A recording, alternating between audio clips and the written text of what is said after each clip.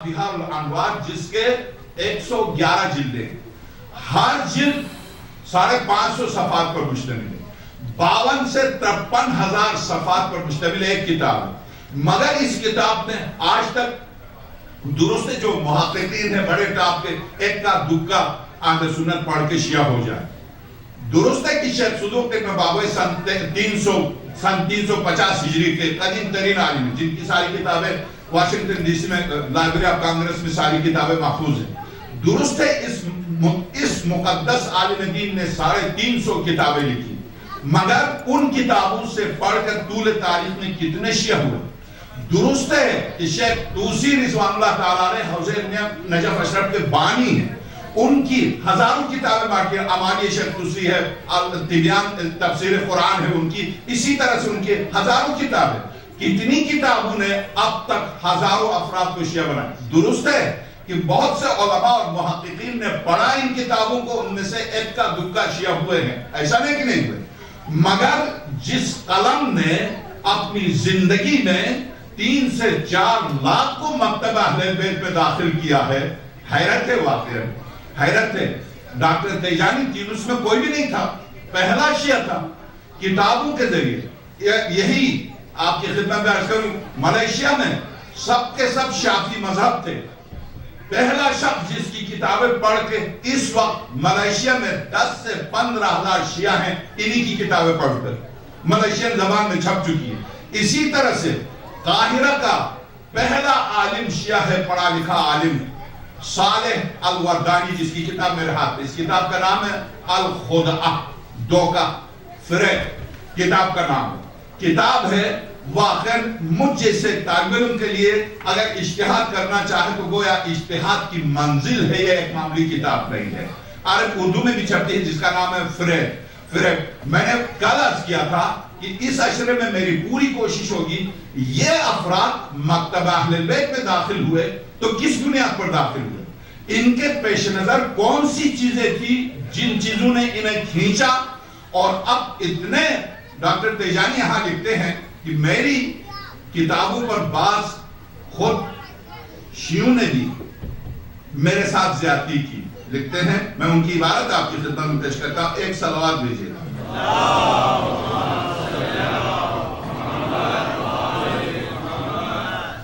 Doctor تیجانی عالمیہ جمعرات، یعنی جمعرات کے دن کیا ہوا، یہ کتاب کا نام عالمیہ جمعرات ہے۔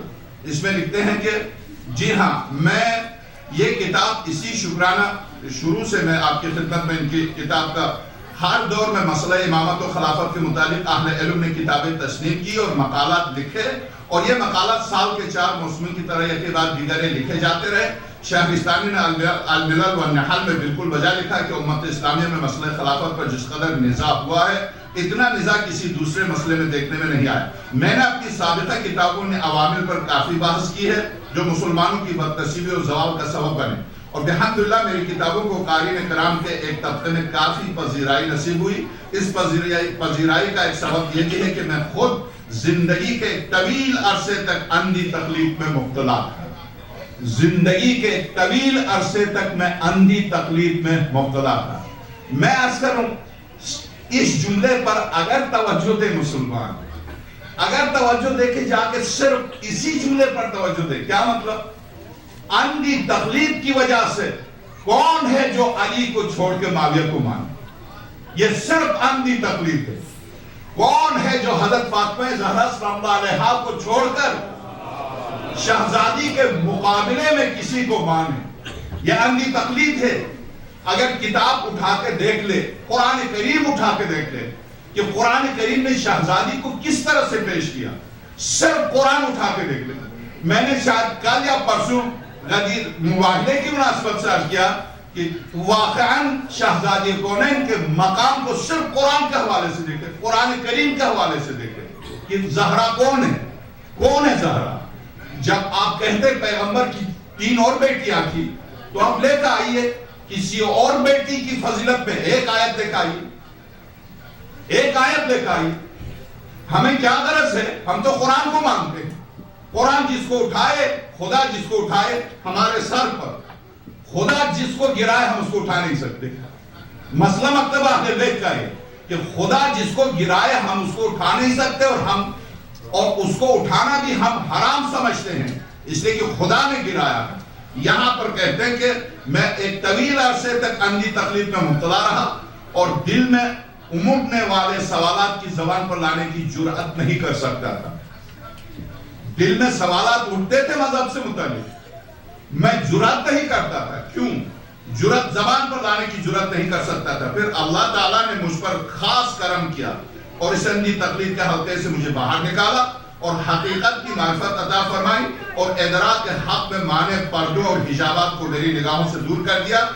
اس نعمت غیر مترقبہ کے شکرانے کا تقاضا بنتا تھا کہ میں حق کا دفاع کروں اور اپنے قلم، زبان اور ہاتھ کی تمام تر توانائیوں کو کام میں لا کر حق کی نصرت کروں۔ الغرض یہ کتاب اسی شکرانے کی نعمت کے طور پر لکھی گئی اور آپ نے اس کتاب کا ایک طویل عرصے تک انتظار کیا، جس کے لیے میں آپ کا شکر گزار ہوں۔ جب میں یہ کتاب لکھ رہا تھا تو بہت سے افراد مجھ پر خفا بھی ہوئے، جبکہ حق پرست احباب نے میری حوصلہ افزائی بھی فرمائی۔ ناراض اذہان نے مجھ پر بعض غیر ملکی طاقتوں کے ایجنٹ ہونے کا الزام بھی لگایا کہ تو غیر ملکی طاقتوں کے ساتھ گھومتا ہے اور انہی کے لیے کام کرتا ہے، یہ تفرقہ ڈال رہا، تو اتحاد و اتفاق کی بات نہیں کرتا، اس طرح کے الزامات۔ یعنی بہرحال یہ ان کی عبارت ہے، گریز نہیں کیا، یعنی ایجنٹ ہونے کا بھی الزام لگانے سے گریز نہیں کیا، اور حوصلہ شکن حالات کے باوجود میں بلا خوف لو مطلان کتاب لکھنے میں مصروف رہا۔ عالمیہ جمعرات میں انہوں نے جو سرور کائنات صلی اللہ علیہ وآلہ وسلم کی وفات سے شروع کیا ہے، محمد وفات پیغمبر خدا سے شروع کیا۔ اب میں جو کچھ بھی عرض کرتا ہوں، کسی بھی مومن کو دیکھنا، بے شک میرے اترنے کے بعد ان دونوں کتابوں میں سے جس کتاب کا حوالہ دوں گا اس کتاب میں میری شرعی ذمہ داری ہے، ممبر سے گفتگو کر رہا ہوں۔ یہ ممبر اس وقت جو ہم بیٹھے ہیں نماز ولایت پڑھ رہے ہیں۔ ہم بیٹھے ہیں جو ایسے نہیں بیٹھے، ہم نماز ولایت ادا کر رہے ہیں، تو اسی لیے یہ مجلس نماز ولایت ہے۔ اس بنا پر اس کا پورا شرعی طور پر ہر شخص کی گردن پر ہے کہ اپنی نماز کو صحیح کرے۔ نماز ولایت اگر سن رہا ہے، جماعت کی نماز ہو رہی ہے، یہ اگر سن رہا ہے تو اس پر فرض ہے کہ صحیح طور پر سن لے اور صحیح طور پر سمجھنے کی کوشش کرے۔ ذرا سا اس کے ذہن میں کوئی بات نہ آئے تو اس کا پورا حق بنتا ہے معلوم کرنے کا، اس لیے کہ کمی مجھ میں ہوگی، میرے مکتب پہ نہیں ہے۔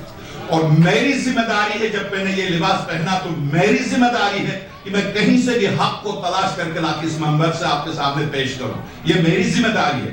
اس بنا پر آپ اپنی ذمہ داری کے طور پر معلومات کے لیے آپ معلوم کر سکتے ہیں، آپ پوچھ سکتے ہیں۔ مجھے پوری طرح احساس ہے ان مجالس میں ہر مکتب کے افراد یہاں تشریف رکھتے ہیں۔ میں اسی لیے ضروری ہے کہ پہلے عشرے میں واقع کربلا کی حقیقت کو، ولایت کو، امامت کو آپ پہنچائے لوگوں تک۔ ہم کیوں پیٹتے ہیں، ہم کیوں روتے ہیں، ہم کیوں زنجیر مارتے ہیں، ہم کیوں کما مارتے ہیں، ہم کیوں 1400 سال پہلے کے واقعے پر واقعاً آج سب کے سب مکتب اہل بیت پہ آ جائے، آج سب کے سب ولایت کا پرچم تھام لے تو ہمیں پھر ان چیزوں کی ضرورت بھی پیش نہ ہے۔ ہم روتے، شاید ہمارے رونے کی صدا کسی کو متاثر کر لے۔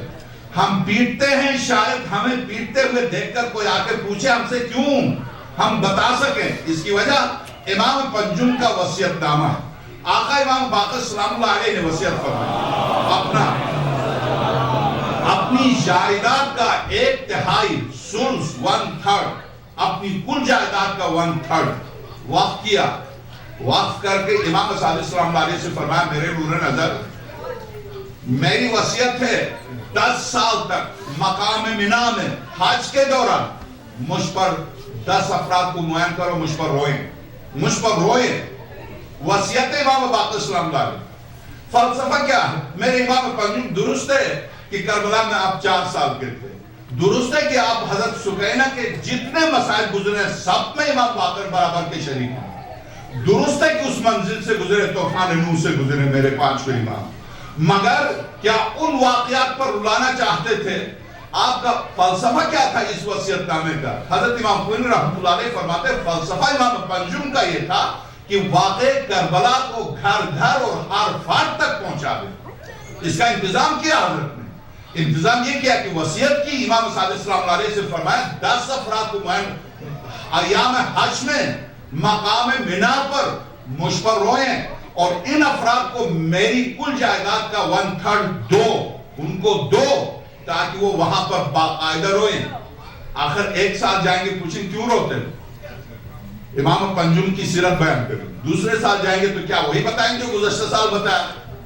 آگے بڑھیں گے۔ تیسرے سال 10 سال تک حضرت نے یہ انتظام کیا کہ آل محمد کی سیرت لوگوں تک پہنچا۔ گویا اس کا مطلب یہ ہوا کہ رونے اور رلانے کی جو روایت ہم تک پہنچی ہے، یعنی آل محمد کی ولایت و امامت و سیرت لوگوں تک پہنچانے کے لیے۔ تو جب یہی فلسفہ ہے عزاداری کا، تو آئیے ہم اس فلسفہ عزاداری کے مطابق اور اس آخری